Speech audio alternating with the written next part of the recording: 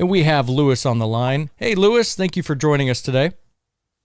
Hey, thank you very much. I appreciate you having me on. Hey, not a problem. I consider it an opportunity. Indeed. And I'm glad you're on because I did not know this until today.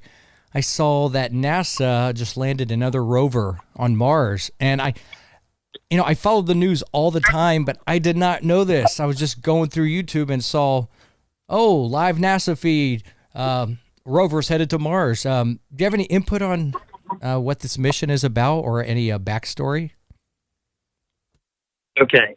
Well, what they have on Perseverance is a robot that flies. It's called Ingenuity.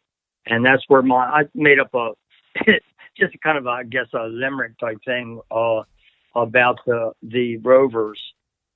And what I said was our Perseverance and Ingenuity, which is what just went up there, and the Spirit, which is the Mars Rover Spirit of Mars research, has become a pathfinder to an opportunity to satisfy our curiosity. So Perseverance, Spirit, Pathfinder, Opportunity, and Curiosity are all Mars rovers. Okay. Yeah. So what's interesting is that when they talk about it, when these people talk about it from NASA and JPL and whatnot, they're continuing to talk about finding life on Mars when we Anomalies have found it. I mean, we've been finding it for over a decade. Yeah. So Mars actually is an inhabited planet. Correct. And yes, and really, literally, pretty much always has been. I know of a number of people that have been there. I've talked to a few of them. I'm a close associate of Andrew Basiago, who I know you're going to be interviewing later in the year. Correct. And he set foot on Mars. So they're talking about the first booths on Mars now, right? Which is just a load of bull. Yeah. Because we've been there. And this is really strictly from what I learned from Andy. Him and 𝗟𝗟𝗘𝗦𝗪 and 𝗪𝗟𝗔𝗦𝗪𝗍, they were sequestered for 3 months to analyze a French dossier about the threat of Mars. Were the Martians a threat to us, or were they not? And as it turned out, and of course you know who 𝗟𝗟𝗘𝗦𝗪 is, right? Oh, indeed. Yes. So anyway, good old Barack Obama, which is interesting because Obama appointed 𝗪𝗟𝗟𝗢𝗪 as the first female head of DARPA. Now, go figure, and he went to Mars with her. Yeah. So anyway, it's a kind of a long story as far as how I ended up in this, but I've been a ufologist for decades, since I was in my mid-20s, pretty much. And I just couldn't get enough of it. And I also dove strongly into spirituality, near-death experiences, that kind of stuff, So my mind had been pretty opened, but I never thought that Mars was inhabited. I just didn't think that. I thought that planet Earth was positioned exactly in the right distance from the sun, blah, blah, blah, all that kind of stuff, right? Correct. Where, well, we've been lied to, and that really was not true. And I knew as soon as I interacted with Andrew Basiago on January the 9th, I believe it was, in 2009. Now, he wrote his paper, The Discovery of Life on Mars, on 12/12/08. So I contacted him like 3 weeks after he wrote the paper, which was just kind of serendipitous, And so I'm not someone that just believes someone just off the cuff. You know, so even though I felt really good, I had a good feeling about it. Yeah. I downloaded an image that he worked on, which was PIA 10214, a Spirit Rover image. And I found everything that he had found and some, you know, so that was it, that I was hooked, you know. And then of course, then I was led into the whole, time travel thing, and now, I have a group called Time Anomaly Research Society, and or TARS, which is really interesting. The movie, what was it? Interstellar. Oh, you know what?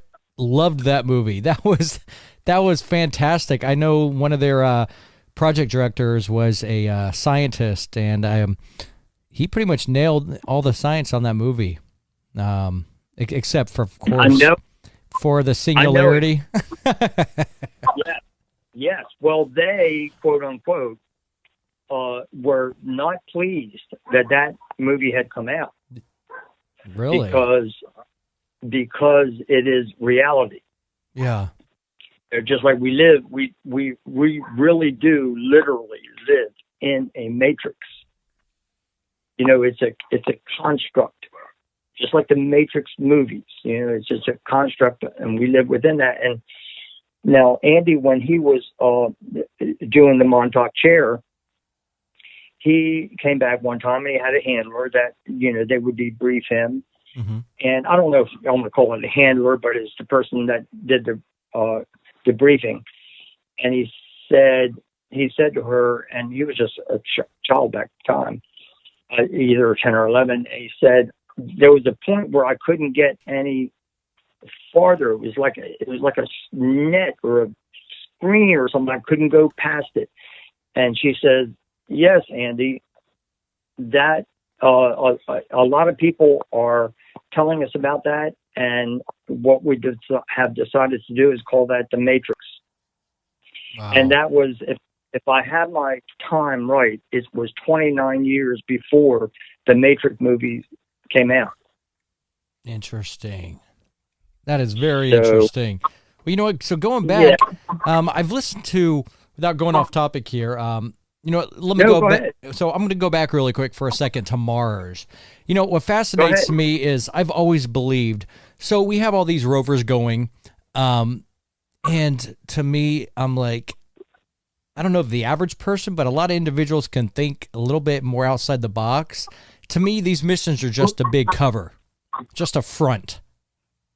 So the public, so we can just, you know, okay, we're doing stuff. But behind the scenes, we have the, what do they call it? The black space program, or the secret space program going on in the background. Oh, yeah. Yes. And everything from all the way back to, like what you're talking about with Andrew, you know, time travel, teleportation, all that stuff. I mean, I know all that's legit because the CIA just released some information. This was, several months ago now on, I'm trying to remember what it was called, but it was essentially how to teleport, have an out-of-body experience. It's just fascinating, and I'm trying to recall what it is. I'll find it, but they just declassified this, and it's but yeah, I mean, to me, everything is just a mask, a complete mask. It really is. It's just like our shuttle program. Yeah, it is also a facade. That's just the way. It's just how it is, you know. Because if you consider the possibility, probability, and likelihood that we have attained interstellar travel, then why are we using rockets? I mean, we don't need to do that. And matter of fact, we have vehicles that do not use rockets. They don't need them because you have this. Everybody talks about the free energy and stuff. You know, I mean, look, Andy used a jump room. Him and others used a jump room to go to Mars. it took them anywhere from 8 to 20 minutes. Correct. Depending on if the Mars was in perigee or apogee. So they it was wormholing, basically. So they get into this chamber, and in 8 to 20 minutes, they're on Mars. The door opens up and they're there. So, and just like the teleportation thing, I know I'm going. No, it's okay. No, it's fine. So go ahead, Lewis. Yeah. So the teleportation thing, I mean, what people think, okay, so we have teleportation. Look what's going to happen. We're going to put all these truck drivers out of work, all these, automobile producers. We're going to put them all out of work. But there'll be new jobs. I mean, if that is what we would be afraid of, then why did we grab hold of the auto industry? Why didn't we stay with horses and buggies? Yeah. So did the horse and buggy disappear immediately? No. As a matter of fact, they still exist. Yeah, they do. They have races and stuff like that, So, but it is not the preferred method of traveling. Well, you know what? I'll tell you. So I grew up in Ohio. I live out here in Washington State now, and when I was in Ohio, I have some relatives in Southern Ohio, and you have a big Amish community down there, and you still got horse and buggies on the road, and then before you know it, there goes a car passing. So just because they still have horse and buggies doesn't mean there's not advanced technologies. Absolutely. And I know exactly what you're talking about because I lived for about 10 years in Pennsylvania, and Lancaster County was all Amish, and you saw that all the time. Oh, most definitely.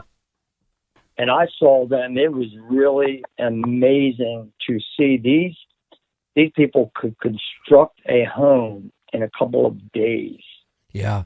And it was really unbelievable. Yeah. So again, to get back to what I was saying. So no, don't have teleportation because we're going to lose all these jobs. Not true. What we're going to gain is we're going to gain more jobs, different jobs, more kind of technical jobs, and we're also going to gain more free time. So instead of, let's say you have to go to Switzerland, whatever. So how many hours it takes to get to Switzerland, whatever it is, 15, 20 hours. Yeah. Well, instead of 15, 20 hours, it'll take you seconds. Which way you're going to go? I'm not taking hours. Yeah. And like Andy says, you got this 5,000 pound machine strapped. You're strapped into it. It's like, and your life is at risk every time you drive on the highway. Every single time. Correct. And we've seen that. I mean, there's 50,000 people that die on the roads every year. And those could be virtually eliminated. Not entirely, because there's still going to be people driving. But eventually it'll come to a point where teleportation is the way to go. So I got a question for you, Lewis. So I've listened to Andrew's past interviews. They're absolutely fantastic and phenomenal. It's just it just blows me away. And what's amazing is his story is exactly the same. It's so consistent. And what I find fascinating is, I would like your input on this. So that was back then. What advances do you think we have now compared to when he was jumping through these portals? I know it. I know exactly what you're talking about. And as far as his consistency, you are 100% correct. And I haven't listened to a few. I've listened to hundreds. And I'm the organizer of the Mars conferences. That is the Mars Anomaly Research Society conferences. So if you don't mind me interrupting you, can you give listeners just a quick summary of what Mars is? in case they don't know? Okay, you mean Mars Anomaly Research Society? Correct. Yes. Okay, it's a Facebook group. It was started about 11 or 12 years ago, and it is the largest group on Facebook of that kind. And what it does is we're searching for life, debris, artifacts. Like there's a lot of Egyptian artifacts that are found, and there are some very exceptional anomalists or in our group. There's Martine Graney, Terry Burnett, and I mean countless others really. Neville Thompson, he's been a real major asset because what he does, he puts together these gigapans. Yeah. So it's a large expanse of the terrain, but he pastes them all together to make this huge gigapan that people can go into and look at. So he's brought a lot of people into the fold. So again, now we have a policy in the group, and I have this with all my groups. You must be civil to people. Yeah. You know, you must understand that everybody has their own opinions. Everybody has a different perception quotient, which is what Andy had come up with, and that is your ability to see what is actually there. You know, it's just like hearing. I was a hearing aid specialist for 18 years. And in hearing, you had people, I tested people that I just couldn't believe how good their hearing was. I mean, these are the people that can hear a pin drop, right? And then you have the ones that their hearing isn't so good. Well, with sight, it's the same thing. Some of us are very, very perceptive and can see what is there and don't have preconceived notions when they look at this stuff. Yeah. They just look at it for what it is and then evaluate it. You know, but some just there's been people in the group that they see rocks. That's all they see. And I'm not sure what that is, if they're just really very low on the PQ scale or it's deliberate or what. But anyway, it's a fascinating group, and there are people that comment and put anomalies in the group that have groups of their own. So it's a really great place for anyone to start to see what is really going on in Mars. And that is most of the habitation is underground. But I can even notice in the last 11 years that I've been doing this, that more are coming out. Yeah. They're coming onto the surface. Like I actually have, and anyone can look at this. I have it on my Facebook page. I have what I have identified as the Festival on Mars. There is a festival that is going on in Cape Verde, in Victoria Crater. And I have a number of shots with all the things that are involved in this. I'm not going to go into all of them because it would take me a couple hours just to do that. It's okay, Louis. So anyway, there are all of these people and things out there, and I have another shot that is the exact same place, and no one is there. Really? Yes.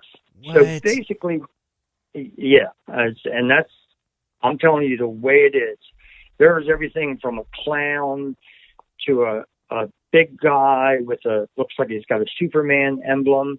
There's a lady behind a piano. She's playing a piano. Mm-hmm. There's a guy in front of her singing. It's a Viking ship head bar.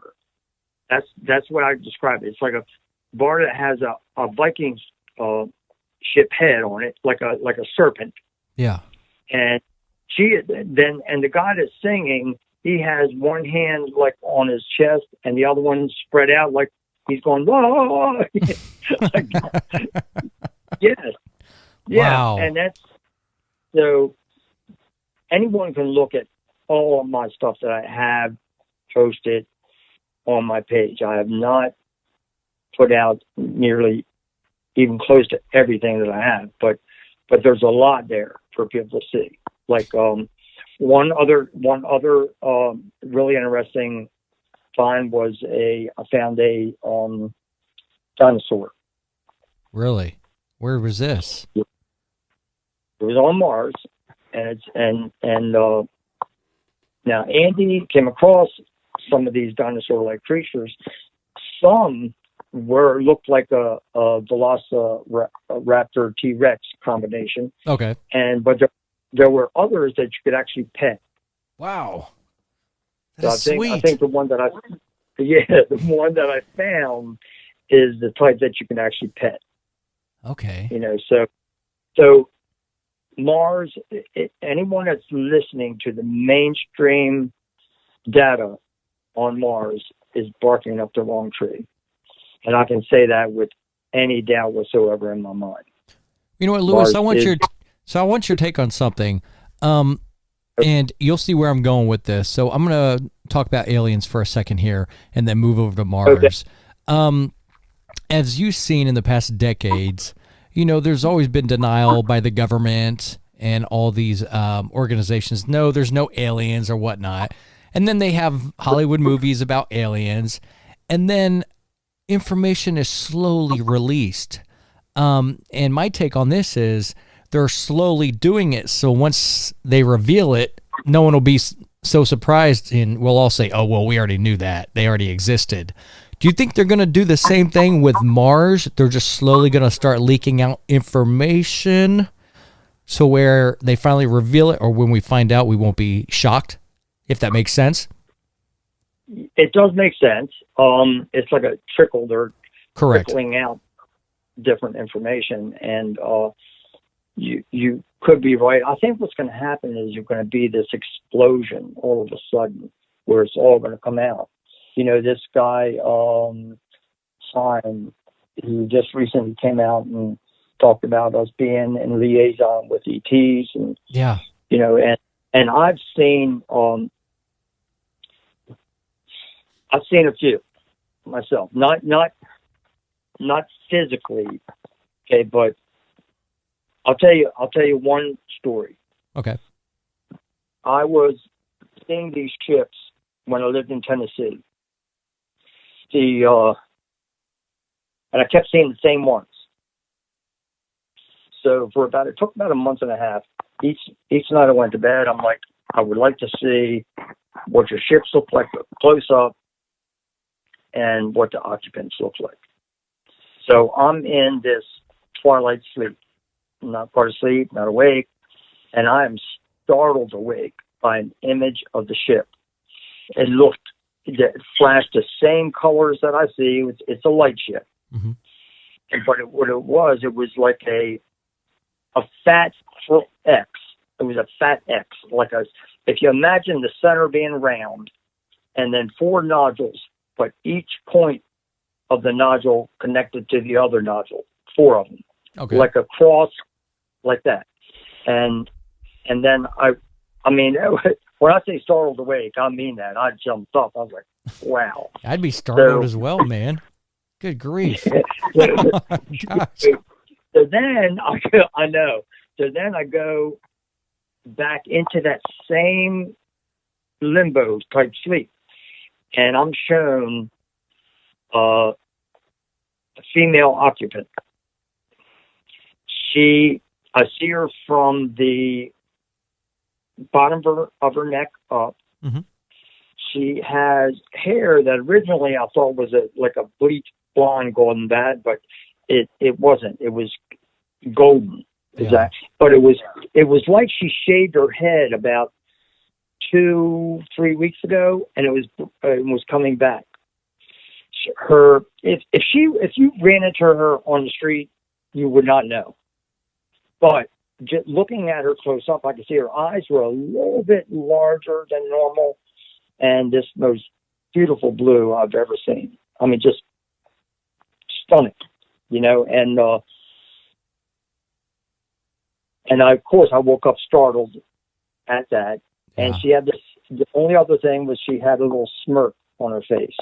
Like, okay, Wow. this is what we look like. It's fascinating. Yeah. So, have you heard the story about, and without, I'm not trying to rabbit trail here. So there's two individuals I love listening to as well, and that's 𝗍𝗟𝗓 and Travis Walton. 𝗍𝗟𝗓 was one of the engineers that worked out at Groom Lake, Area 51. Yeah. And then you also have Travis Walton, who, there's a famous movie called Fire in the Sky. Yep, Fire in the Sky, and his story, just like everybody else, has been consistent. It's never changed. Lie detector test, he passed with flying colors, and everything is vouched for. And his story is just completely fascinating. And the more you hear about this, it's, there's no words to describe this stuff unless you've actually experienced something. Because I know personally, I've seen a UFO. It was not no airplane. I mean, I'm not blind. I can see what's man-made and what is like beyond. Well, it still falls within the realm of physics, but it's something that we can't comprehend, at least with the technology that we're aware of as individuals. And when I saw this in the sky, I'm like, there's no way something can do movements like that. That's impossible. it's impossible. I understand. I understand completely. Yeah. I've seen the same thing. Yeah. I don't know if you're going to think this is, most people that are kind of in this realm really don't think anything is strange because everything they've seen, but just about on any given night, I can just go out on my front porch and I can see them. Yeah. And I can make them move. That's awesome. So like if I have a little bit of uncertainty, I'm pretty sure, but a little bit of uncertainty, I'll just ask them to move a little bit for me.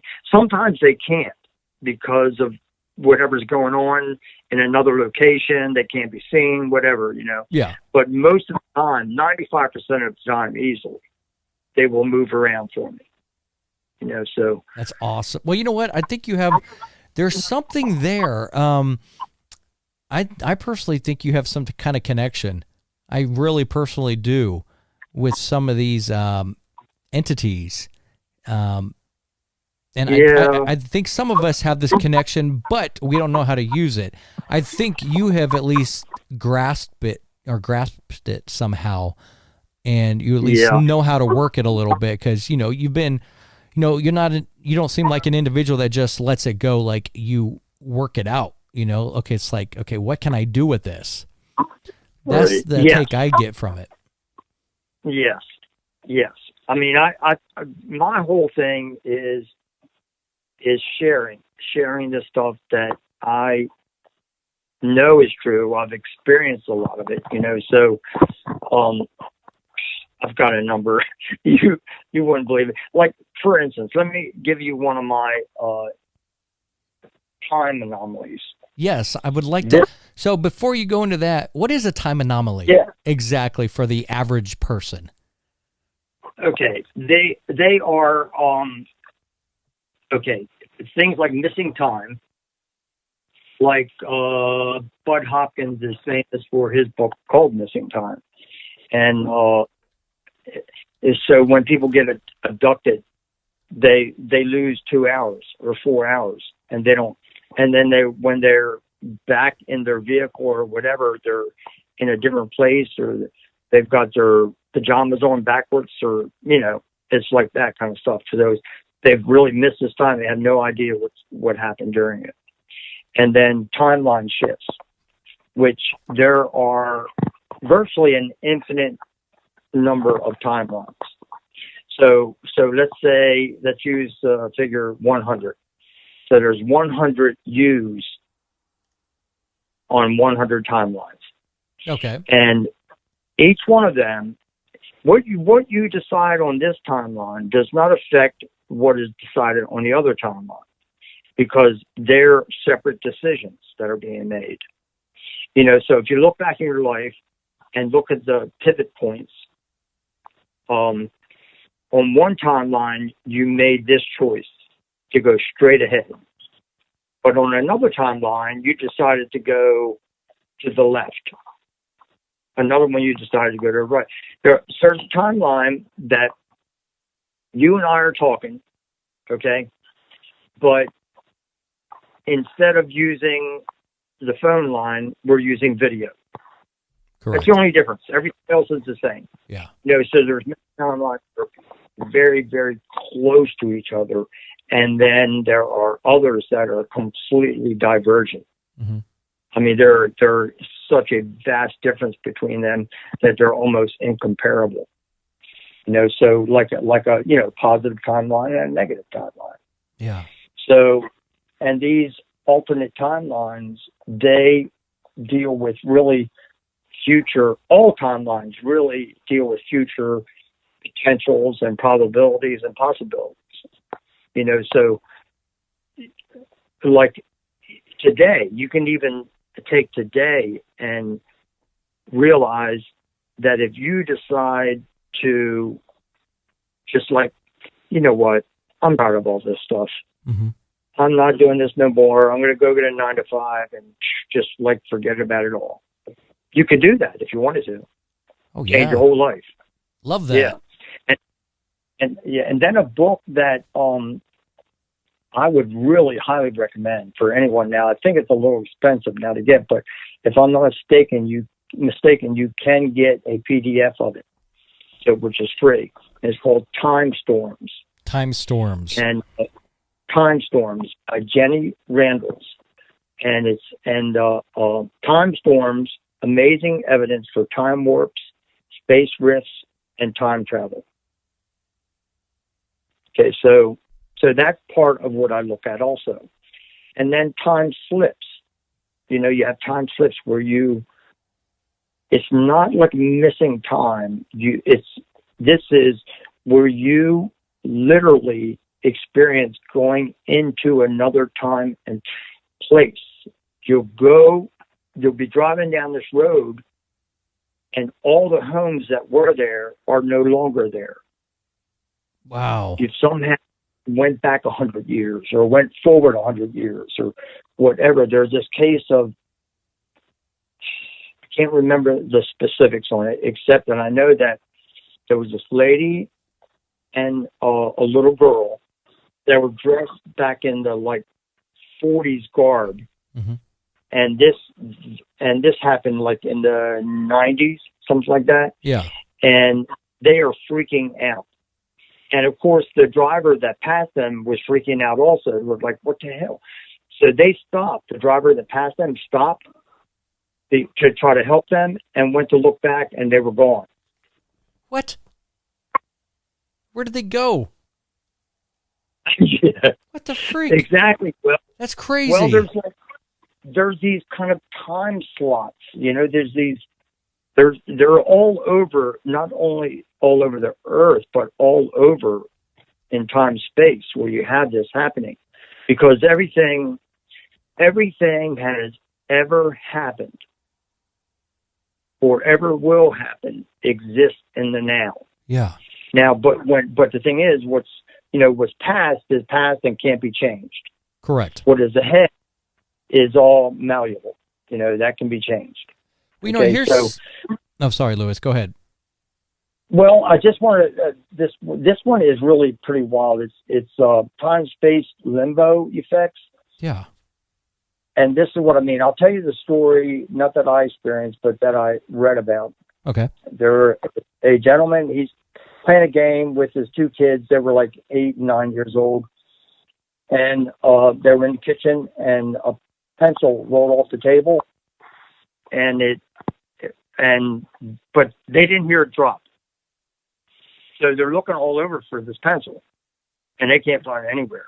Well, 5-6 years later, they're in the living room watching TV, and they hear something hit the floor, and one of them gets up, and it's the pencil. Wow. So there's like a time-space limbo. It's weird. And those are real. Those are for real. Well, you know what? Here's something I wanted to bring up with you. You may have heard of this. It's pretty fascinating. This was from 2018. Some people have heard about it because it went around for a brief time on social media and some news sites. But there were some time anomalies and other portals, and they're called the time anomaly of the Woolwich Foot Tunnel and other portals of London. So there was a tunnel that was being refurbished, and these workers went down into this tunnel for hours. And after they got done doing work, they emerged minutes after they entered the tunnel. Where did the time go? It's so intriguing. Yeah, it's just like a it's really hard to explain that. What it actually is, but it's a speeding up of time, or I mean, it's hard to even for me to identify. As far as like time perception of the passage of time, what was happening? Were they moving fast? I don't think so. They just got into this a time warp. Time anomaly. Yes, exactly. Wow. Exactly. Yeah. Yeah, because this is a big article on The Guardian within the Guardian newspaper about it. And I'm like, the Guardian newspaper is a pretty big website. It's not just a third-party site. They're an actual legitimate news website. And they posted a huge story about this. It's so fascinating. Yeah, I read it. I know exactly what you're talking about. And then, you also have the time anomalies and time shift events in your dream state. Because someone recently said something about that when you dream, you're dreaming at different timelines. I mean, what is strange about dreams is, I don't know about you, but most of my dreams have nothing to do with what is going on in my life. Exactly. It's like, where did this dream come from? It has nothing to do with anything. Right. Right. But then I'm wondering, is this something that happened before or in the future? Either. That's it's just like deja vu. Yeah. Well, what that is that, and I've come to realize that it's a remembrance. You're either remembering the past or the future. So. Yeah. And, just to add a little humor to the thing, I invented a term called 𝗙𝗟𝗘𝗦𝗧. 𝗙𝗙𝗘𝗦𝗧. 𝗙𝗟𝗘𝗦. It's a strange feeling that none of this has ever happened before. So it's the opposite of deja vu. You know what, Lewis? I got a feeling this interview has never happened before. 𝗙𝗟𝗘𝗦𝗧. I don't sense that it has. I love it. I love it. Now, anyway. Yeah. Go ahead. Continue. No, go ahead. So, with the time anomalies in Mars, more about time anomalies. What is your take with NDEs? Now, we don't got to go deep into this, but do you think they're somehow related? Or are those two totally different planes, two totally different?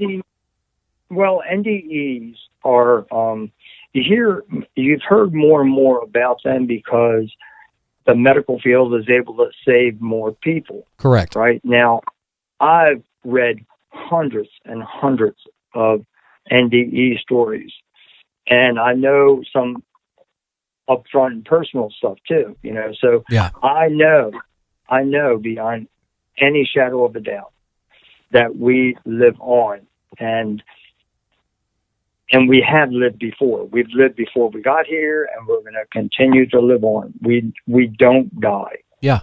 So that's just how it is. That's just the reality of the situation. I mean, you can't kill your spirit. Your spirit lives on, Well, yeah, that's exactly right. Huh?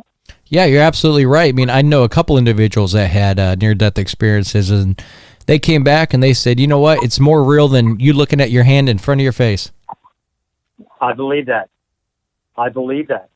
And it's Yep. so it's just beyond belief. I know it's real. It's just we can't comprehend it if we've never seen it, but we know it's there because science can also prove things, and even medical doctors have had firsthand knowledge of these, and there have been medical doctors that have had near-death experiences, and they're like, "Wow, this is something we were never taught in medical school."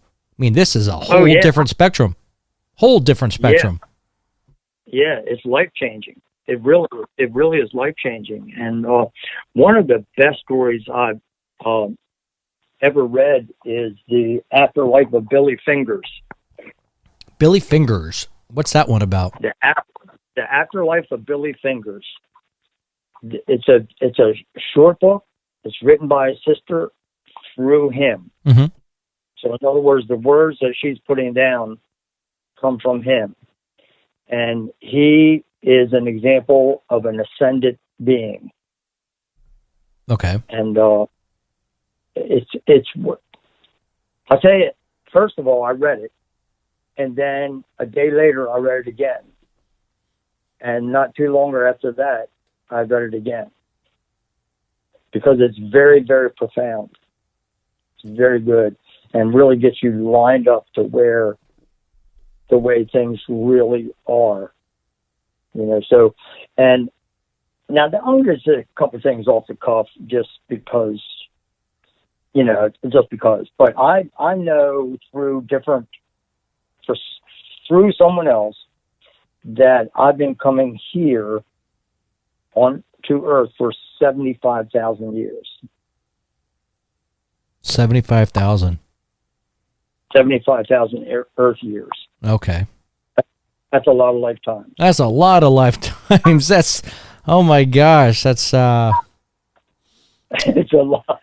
And I have done some past life regression therapy. Yeah. And I have this really great person, a friend of mine, who came to one of my Mars conferences. Her name is Mary Beth. I can't recall her last name. Mm-hmm. I'll have to get it to you one time. And she is very, very good at she puts you under, because I don't know what you know about hypnotism, but basically you're under, but you can come out of it anytime you want to. I'm done. Bye. Well, I've had to do, without interrupting you, I've had to do a couple of those due to PTSD from the military. So, yeah, it's the real deal. I know exactly what you're talking about. It's real. Yeah. It's really interesting. So, and I really haven't put this out publicly until now, but one person that I was this is wild. I was John Paul Jones. Oh, that's awesome. Now check it out though. When she asked me what my name was, I said, I'm not going to give you all the details, okay? I'm just going to give you the stuff that's important. Yeah. She asked me what my name was, and I said, John Paul. I said, she said, that's it. I said, yeah, John Paul. How old are you? I was 40-something, and I saw myself on the front of a boat with a revolutionary jacket on, blue jacket with the gold and all this kind of stuff. But anyway, it was a day later, and I couldn't stand it anymore. I had to find out. So I Googled John Paul, and it went to John Paul Jones. Turns out that John Paul Jones had someone commit mutiny on one of his ships. Yeah. And he went after him, and this guy turned on him, and John Paul ended up killing him. Well, he was of an elite family. So John Paul didn't think he was going to get a fair trial in the Admiral's court. Yeah. So he decided to flee. So he came to America, and so he could disguise who he was more. He took on the last name Jones. Oh, okay. So I myself as John Paul because that was my name, but he took on the name Jones when he got here. So in a previous life, you were John Paul Jones. Correct. Well, I'll tell you something interesting, Louis. I'm looking at a picture of John Paul Jones. Dude, I see resemblance, man. I do. I mean, if you really take time to look, there is very similarities. It's crazy. You know what? Just in my memory, just thinking about it from my memory, you're probably right. It's crazy. Sometimes we carry that, and other times we don't. Yeah, it just depends. But what I was fascinated by was that I got my name correct, and the reason why it got changed and everything. And he actually wrote a letter to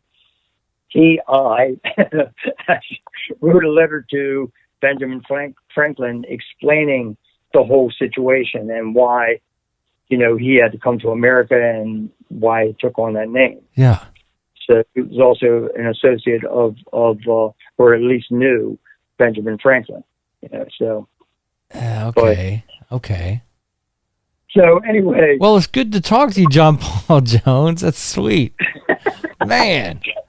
That is cool. Yeah, as soon as I pulled up the picture, I'm like, you gotta be kidding me. I'm like, I see Louis in there. That's awesome. Isn't that funny? That is crazy. Wow. I know it.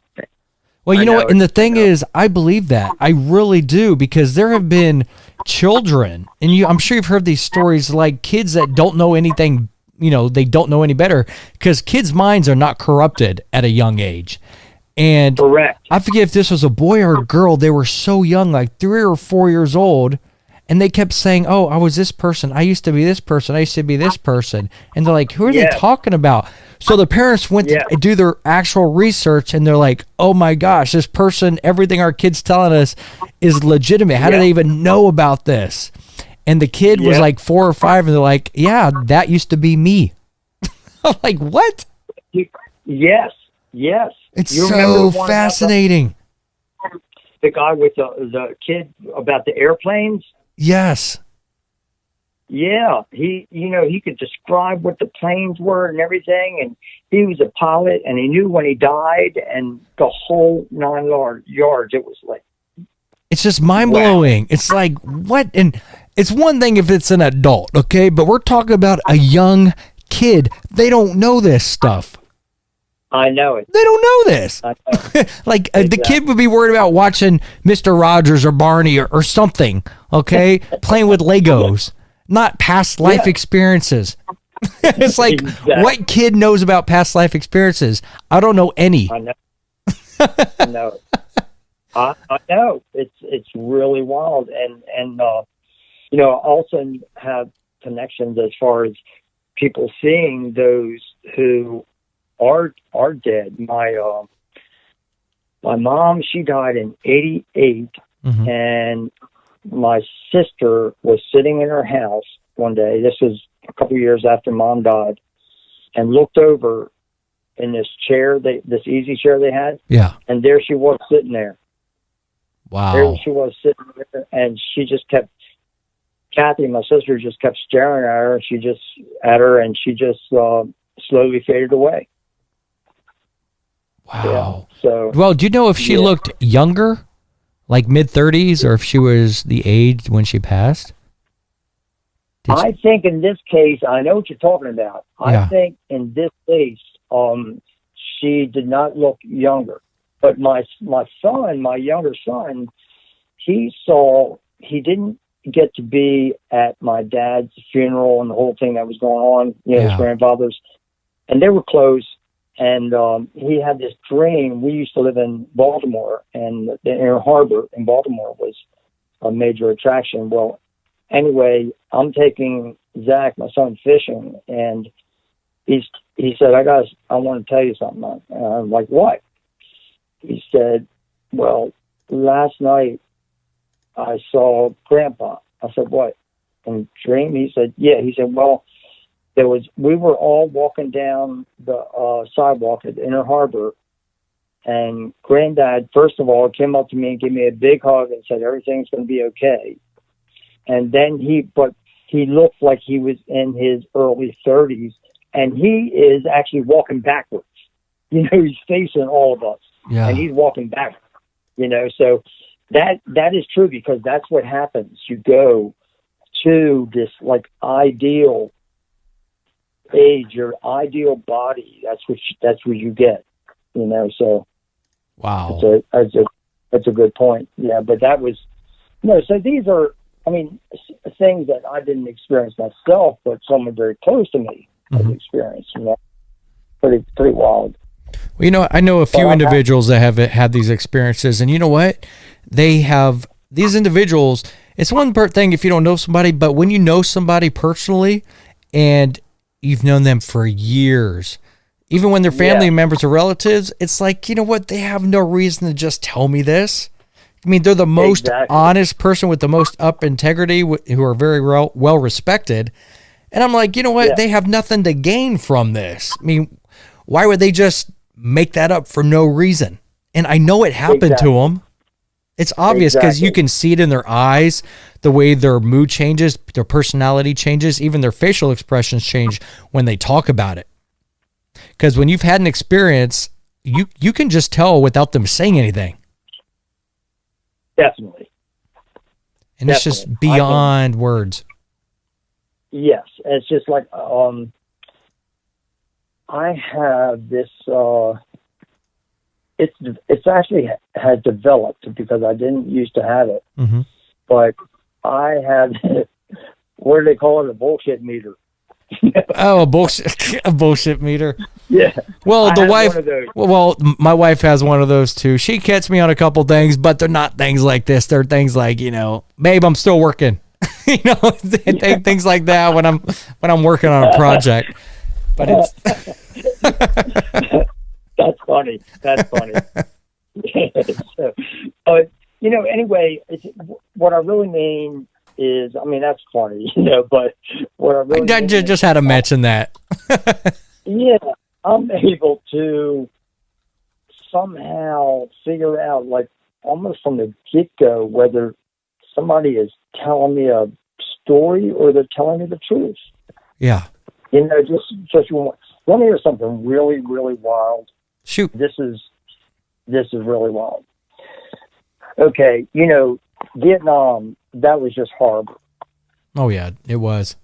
It was horrible. Now, I'm not going to say any names in this, okay, but I had someone that I trust very much, and he said that his dad worked for the Pentagon. Mm-hmm. And they wanted him, he was high up, and they wanted him to do something that was morally against his beliefs. You know, he couldn't do it. And he said, well, you have two choices. And I'm going to just be, matter of fact, you're either going to get taken out or you're going to go fly choppers, and which one do you want to do? Of course, you know, he's going to go fly the choppers, right? So he's flying, and his gunners, they're wearing night vision goggles. Mm-hmm. Now, back in that day, they were red, they were infrared, but now they're green. If you buy night vision stuff now, it'll be green and not red. And anyway, the gunners are just like seemingly shooting randomly into the air. I mean, just like, and they're taking out their own. And he's just freaking out, you know. So he decides he is going to, this guy's dad decides to put the goggles on. And guess what he saw? Oh, gosh. What did he see? There were demons flying all over the skies. Yes. With the night vision goggles? With the night. Now this is the infrared. Oh, the infrared ones. Okay. The infrared, you know, so the green would probably not have shown them. Yeah, correct. Now, what is interesting about that, first of all, I thought that was like, oh my God, you know, holy crap, you know. So anyway, dude, I would shit a brick if I saw that. Oh my gosh. I know. So anyway, I met this guy at my daughter-in-law owns a local bar here. So I was up there, and I've seen the guy in there a couple times, old timer, and I told him the story after I noticed he had a hat on and it had NOM on it and stuff like that. I said, yeah. I said, he said, did you fly? He said, no. I said, well, let me tell you the story. So I told him the story, and he's like, you know what? You are the third person that's given me this information, so it's got to be true. Wow. So what it is because demons feed off of that. They feed off of terror and fear. Of and course hate. they do. Yes. 100%. They don't mess with me. Well, you know what? If you're not scared of them, they're not really going to come around you. I mean, you might see them in some form or fashion, but they're not going to be attracted to you. They won't. Yeah. They know better. Yeah. It's like leaving food out and then you have the insects start coming, you know? Yeah. They're not going to come if you're not scared of them. Now, if you're fascinated in it, that's one thing. You'll get a glimpse somehow, but they're not going to be seeking you out. You could. That's right. They're not. They're not going to, because it's like you said, having no fear. They don't like that at all.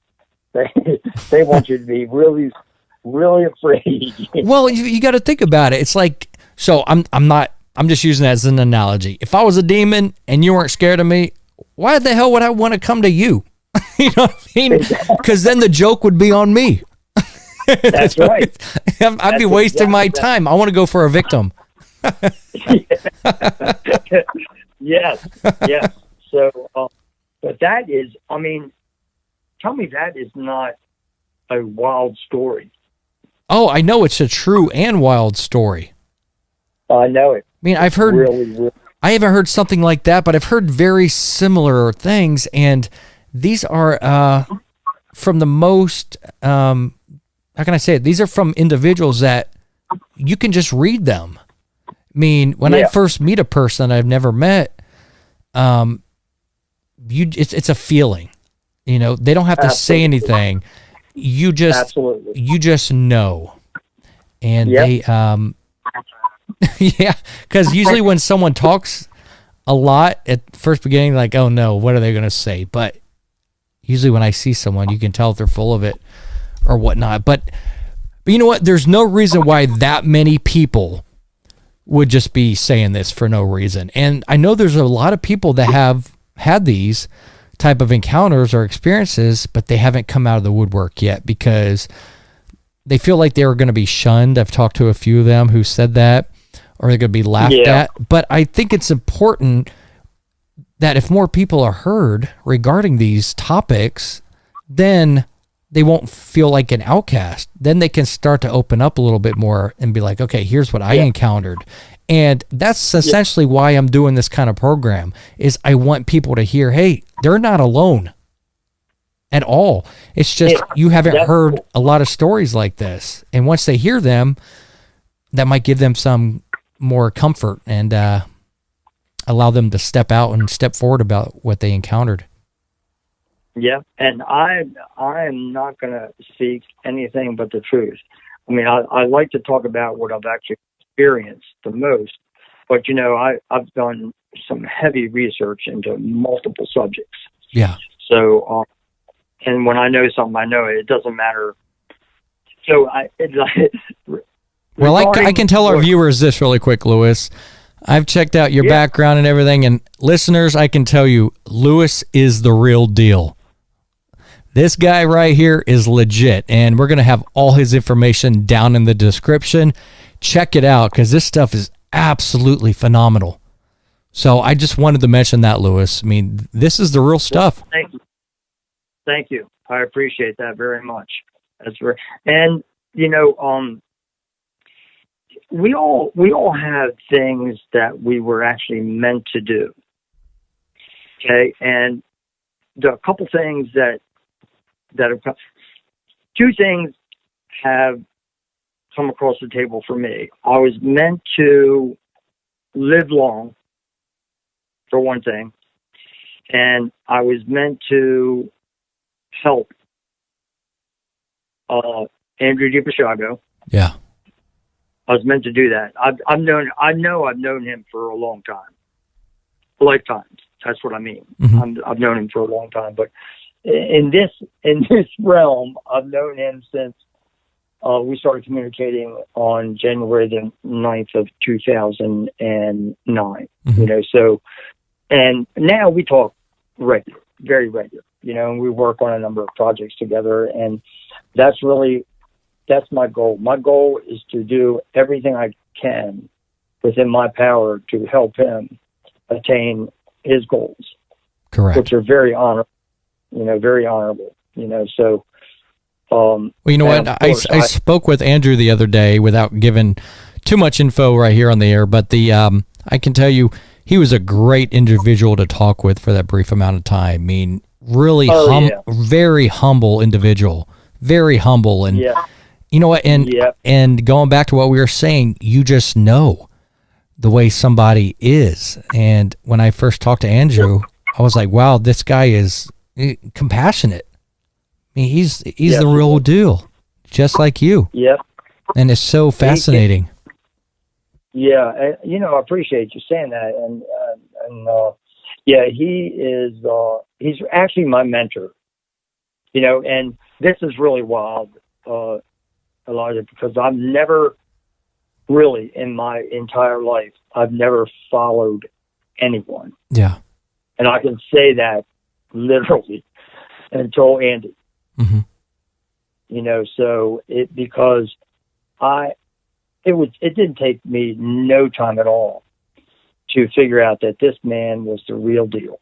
Correct. And like you said about how he's so consistent in when he does his interviews, he is. The only changes he ever makes is if he finds new information, but his basic story remains the same always. Well, I know this. So his main story does remain the same. And I've noticed when he comes across more insight or more information, he lets people know this. And he said, well, and then I stumbled across some of this new info, and then he lets people know that. So when you listen to his story, his story doesn't change, but he lets you know when he's come across something new or something else that he's found out. But he's consistent across the board. And I know I've read a lot of people who were skeptics, and they also did their deep, in-depth research on his story. And they come back with like, you know what? This guy's legit. he's the real deal. And instantly their mind has changed instantly because they took it for a grain of salt at first. Then they said, you know what? Let me quit listening to these people. Let me go and do my own research. And they come back months later. They're like, you know what? Andrew's real. This is the real deal. Yeah. No doubt. And I feel certain. I feel 100% certain that he will become president. That would be awesome. I really feel it's going to happen. If it doesn't happen, it'll be the shock of my life. Yeah. Because that's all I see. I see it all the time. So I have developed that somewhat too. It's just no easier way to put it. I can see stuff. I can see. It's a sense. It's like a feeling. It's like rolling up to a place knowing something's not right, and then you come to find out you're right. Exactly. It's not that sixth sense. It's that seventh sense. Yeah. It's like your gut, you got to get your gut, your gut is a big part of your brain, so you got to make sure they call it your second brain. Yeah. So that's why you got to take care of your gut. That's exactly right. That's exactly. Well, I got to take care of mine because I kind of drink too much milk. I know. I stopped drinking milk a long time ago. I will drink some almond milk. Well, almond milk is good. I don't drink milk. Well, I got brainwashed, Lewis, because remember that commercial, milk, it does a body good. This was back in the 80s. And they show a kid growing up with muscles. And now I look down, I'm like, you know what? I might have to make a spoof of that showing milk, it does a body good, then show my beer belly. but my milk belly saying they're full of crap. Oh, yeah, that's good. I mean, that just goes to show you how the programming works, you know? Well, yeah, it's like that with everything. Yes. They don't call it TV programs for nothing. Oh, it programs you, that's for sure, because I think that was for the, Dairy Farmers of America or something, but no, it's all around us. That's why it is like you can kind of get a glimpse into the Matrix. Yes. And you know, I'm telling you, that is, it's like, what is it? I can't think of his name.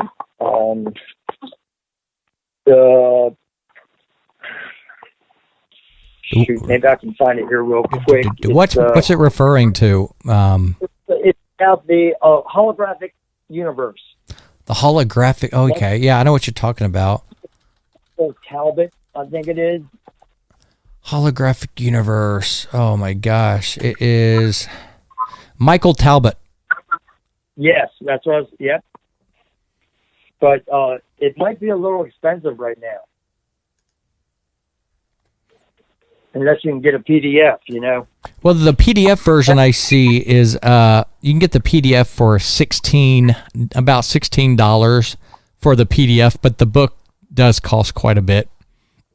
Yeah, that's what happens with these, you know, these books where the person dies and stuff, and they're really excellent books, you know. And basically, we live in a hologram, you know. That's how we live.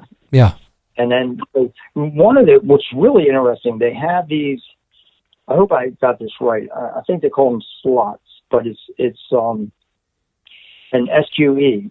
Andy has identified it as a synthetic quantum environment. Mm-hmm. And sometimes when they went to Mars, for example, Andy went to Mars and had his right arm bit off by a predator. He comes back for the debriefing, and he's beside himself. He said, "I'm a righty. What am I going to do? I can't write. I lost my arm." So yeah. Yeah. Anyway, I think it was Bernard Mendez came in. He went there to check it out, back out again. He come back and he said, "Andy, touch where your arm's supposed to be." And he did. And anyway, gradually his arm reappeared. So wow. They were in, just like on Star Trek when they did the holodeck. Yeah. Okay, so whatever happened in that hologram didn't really happen. You know, so he had his arm bitten off, but it was in a synthetic quantum environment where nothing was actually, it was real, but it wasn't real. It wasn't permanent, or whatever happened. You know, and they had, if I have this right, Andy said there were others that had supposedly been eaten or whatever and returned just fine. So what it meant, bottom line, is that there were times, and I believe most of the time, that he went to the actual Mars, and there were other times when he went to a SQE on Mars. That's crazy. Yeah. Wow. Yeah, so you know what? And I think listeners are going to have to play this back to really comprehend that. Yeah, and it's deep. It's deep. Yeah, yeah, I know. It's like, wait. I mean, people are going to think, wait, come on. How could that? No. You know what I mean? That's that kind of reaction. You're like, that can't be. That's a. Well, but you know what? They say that can't be. That's what they used to say about flight before we had airplanes. That can't be. Exactly. You know? Exactly. And then years later, we find out, oh, okay, it's real. It exists. Yeah. It's the same concept. We can fly the friendly skies. Yeah. That's another commercial, you know? The friendly skies until you look in this infrared night vision. Yeah. You know, and if there's a, yeah, right, exactly. Exactly. That, I mean, when I first heard it, I was freaked out. I'm like, I wasn't surprised. I wasn't disbelieving because I knew this man was telling me the absolute truth. But I was like, holy crap, it just keeps getting deeper and deeper and deeper, you know? Oh, yeah. And that's how it is, because reality, like I take a lot of, if you go into my photos, you'll see a lot of pictures of orbs and rods. And I take pictures of them right outside my home. I just go out on the steps and snap a few pictures. I don't see anything with my naked eye. Well, correct. But when it's developed, you know, I mean, when I look at the picture on my phone, it's like, holy crap. Well, you know what gets me, Lewis, is I've done a lot of research and watching videos with the orbs, and orbs still intrigue me. I've seen pictures where if you zoom into the orbs, you can see faces. Yes. But the other thing that fascinates me is these rods, and because you can't see them with the naked eye. I know it. And they've had documentaries on these things, and they've done reenactments with moths and things at different frame rates, and they're like, you know what? It's not that. We don't know what these are. Right.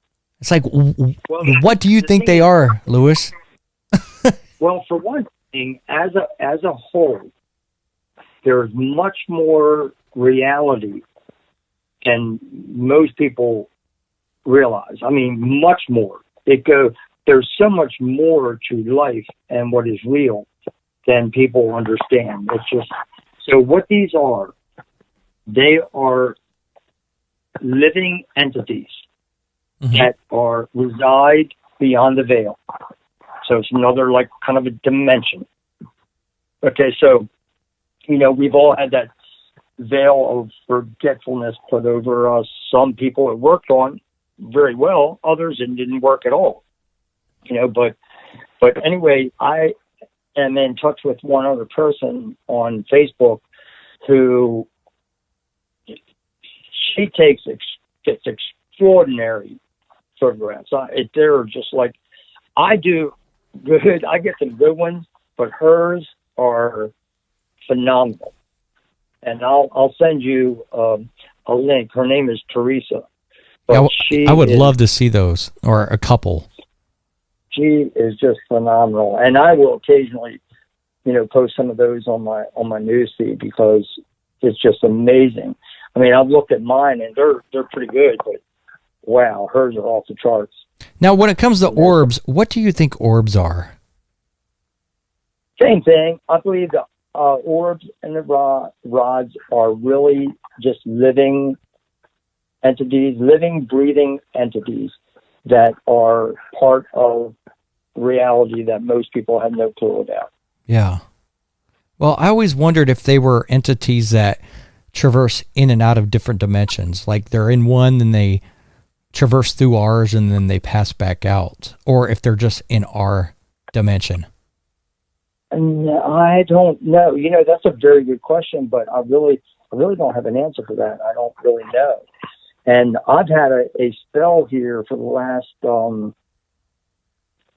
it's lasted about 4 months or so, where I'm not getting many of them around, and I don't know why.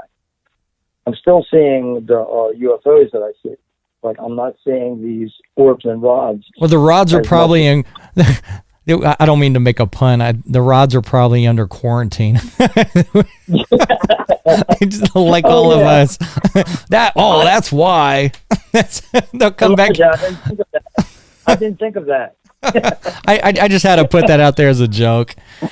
But no, these things are real. I mean, that's what's interesting. Yeah. I'm like, there's no reason why they would make all these documentaries on big channels like the Discovery Channel, the History Channel. It's like, just go on YouTube. You can see all these. Like, why would you take your time to make a documentary on something which is just a bug? You wouldn't. Right.